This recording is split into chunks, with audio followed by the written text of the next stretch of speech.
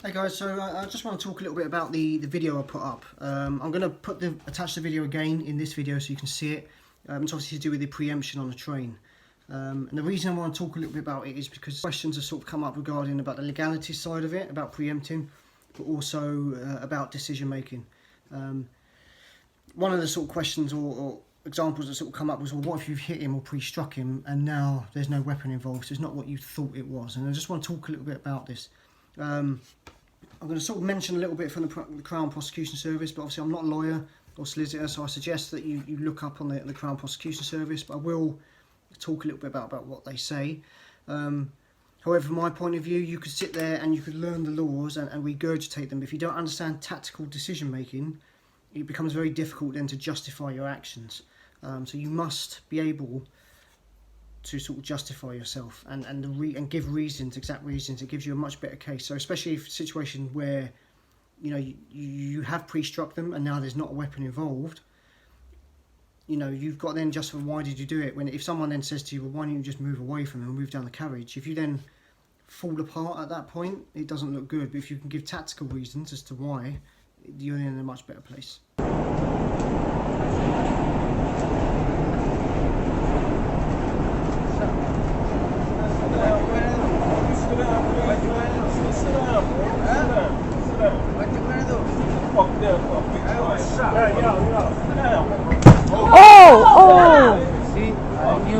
I knew that was coming. Oh, there's blood all over.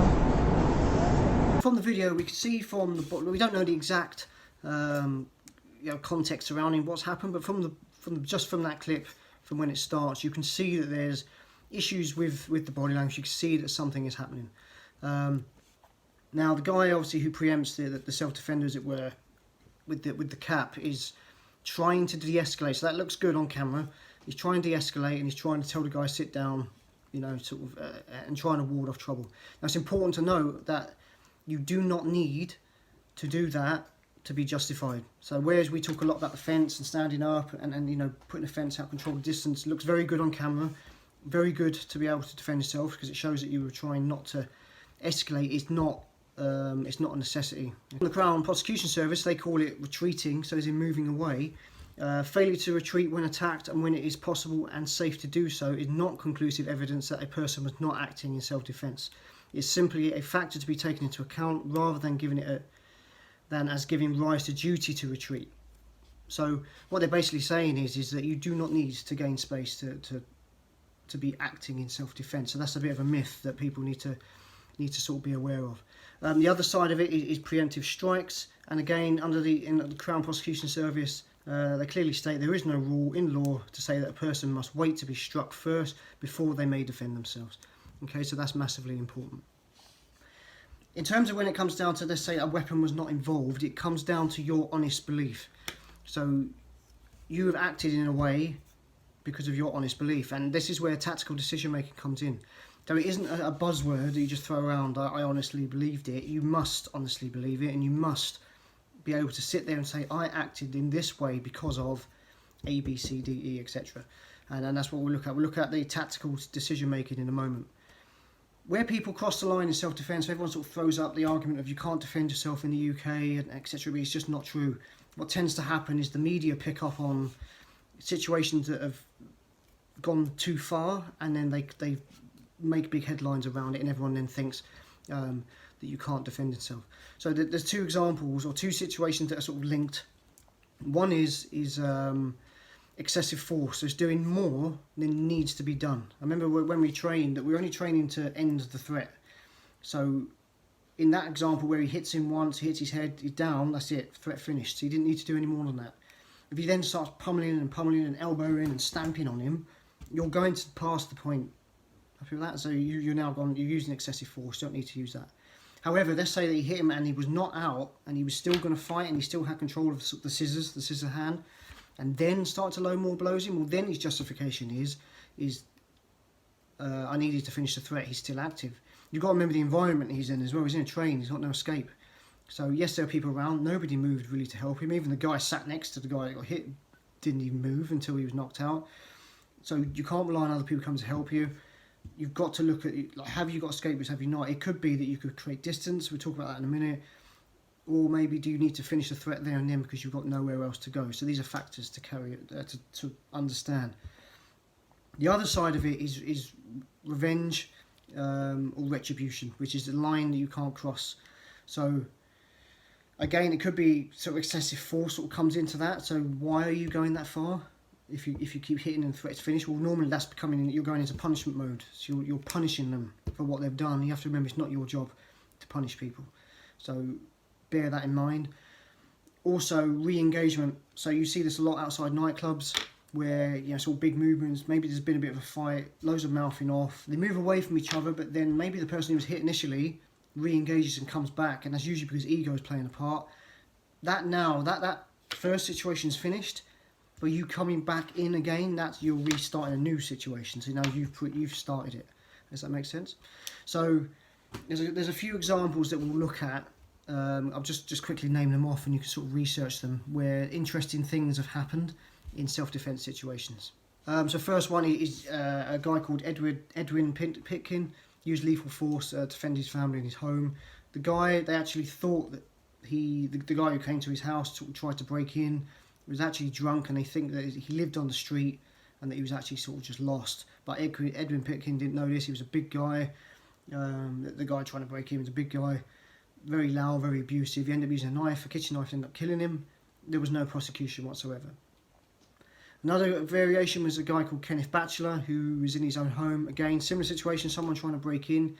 He had a legally owned shotgun, and he ended up killing the intruder with it. Now, the police charged him initially. Now, obviously, if a gun is involved, whether it's legally owned or not, in the UK, that immediately sparks massive interest and overuse of force, because we don't have a gun culture in this country.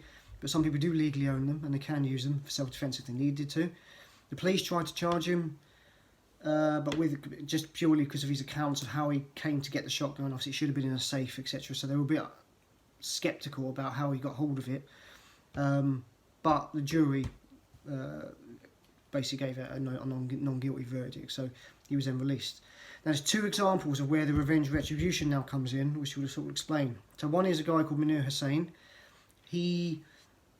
Two guys actually come into his house and tied his whole family up. So there's no doubt that he was in a very bad situation. But what happened is he then ended up breaking or getting loose. The guys that tied him up have now run, and him and his brother have then gone down and have then run after them and then bashed them with poles. So that was then deemed unnecessary. And then the final case is Tony Martin, and this is the one that was thrown up in one of the comments on Instagram, which was sort of deleted afterwards, of, well, yeah, you can't defend yourself because look at Tony Martin. Tony Martin is a really bad case to look at. That has absolutely nothing to do with self-defense. If you look at the actual story, obviously, yes, he's had burglars break into his home, but what he's done is he's then shot them on the way out. And what you can't do is stop people from disengaging, unless you're going to perform a citizen's arrest. So if you end up in a bit of a fight, a bit of a scrap, but the guy runs or they run off and you chase them, then yes, you could go into a citizen's arrest, but you can't just chase them down and go into punishment mode, because again, you've crossed that line, you've gone into revenge and retribution, so you need to know where that line is. So now we're just going to look at the tactical decision making in a situation specific to that. Now, every situation is different, but the reason is let's say you did preempt them, let's say they didn't have a weapon on them that you thought they had. Now you start getting grilled on it in questions, either by the police or if it goes to court or whatever, and they start throwing up, why didn't you just move down the carriage, and you get all stuttery and you can't answer it, you don't know why you didn't.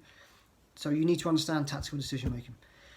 First and foremost, you've got to look at the environment they're in. They're in a train, there's no escape, doors may not be able to open, you've got to think about space and speed, can you move away fast enough, etc. You know the guy's a threat, so you can't just hit people because they put their hand in their pocket. But in that particular situation, the guy's, I don't know, if he's intoxicated, he's on drugs, you just don't know, but you're getting a bad feeling about it, you know you're in a bad place, so then you decide to preempt. If you actually watch the video back, he doesn't preempt before the scissors sort of come out. He gets, as the guy's fiddling with the scissors, when he grabs and when he hits.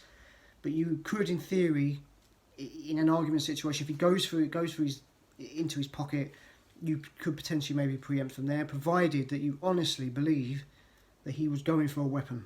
Okay, and if you have to believe that, you have to. That's your justification for it. And then it's up to a jury after that to decide, well, did they believe you or do they not? Provided as long as you only do what's necessary to end the threat. So you don't go into punishment mode or anything like that.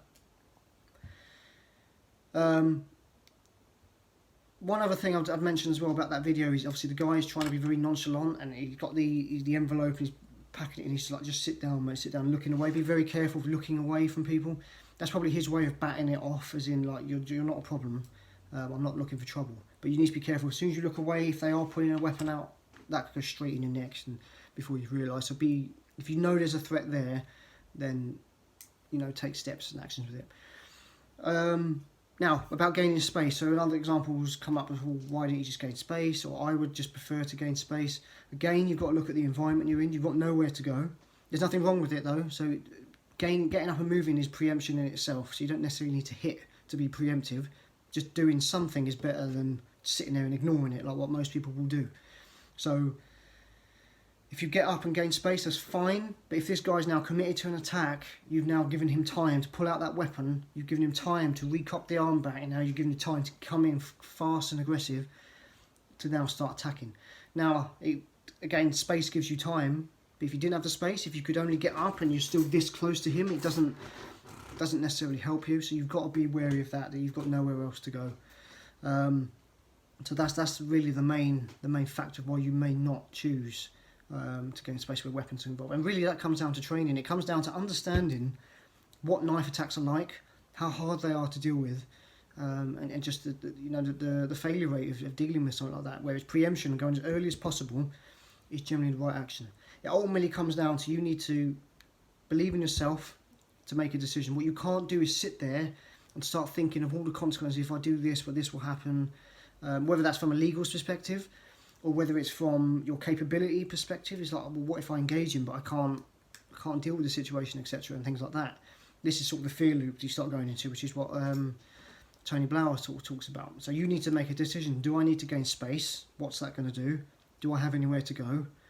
Or do I need to just preempt and go for it now and deal with sort of the consequences after? But provided that you can justify yourself. You used this amount of force, you did this because of X, Y, Z. So it could even be that maybe you're smaller than your potential attacker, so you look at them and you think, oh, they're too strong, like I can't get engaged with them, so then you move away and give yourself more time and space. I'm not saying that necessarily that in that particular example, his actions worked for him 100%. But maybe for you, that's maybe not an option, depending on who it is. Remember, we don't train for sport, so you're not training for someone who's the same weight class or who's the same capability. You don't know what they're capable of, how strong they are.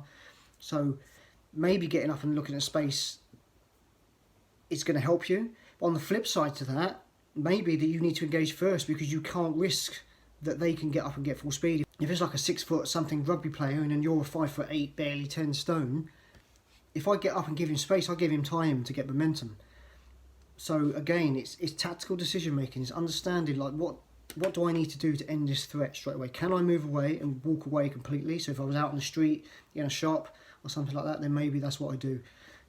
Boxed in a train, maybe not. Boxed in an alleyway, maybe not. You know, it really, you have to train. In my personal opinion, sitting there, reading the law, regurgitating, stuff off the internet is only going to help you so far. You need to train, you need to understand violence to be able to actually justify yourself. And we see this all the time with things like police shootings and things like that. You get the media and everyone firing and frenzying things up. They don't understand tactical decision making. They don't understand ballistics of bullets and things like that. They don't really have any sort of say in what their decision making is, really. So that's the point you need to be. You need to be an expert in your own self-defense and to be able to sit there confidently and say, I did it because of this, X, Y, Z. Right? So I hope that helps. Got any questions, feel free to sort of shoot in the comments.